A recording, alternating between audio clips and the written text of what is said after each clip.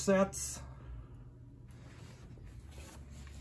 The top set is a 225E gunmetal freight set.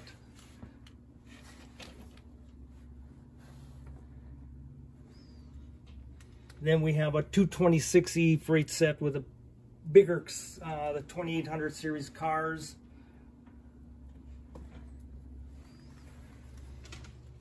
Then we have a pre-war, is it 1666 passenger set with the blue and silver passenger cars.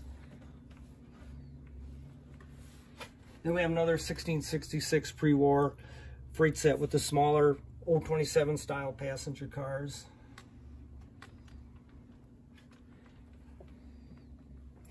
And then we have the pre-war, I think this is a 262 and pre-war passenger cars. That this set has been restored.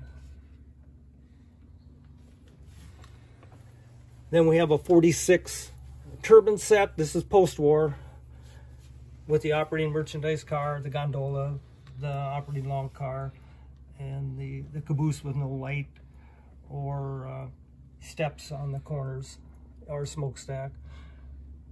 And then at the end you have a Corgi PCC car that was painted and lettered for the Twin City lines.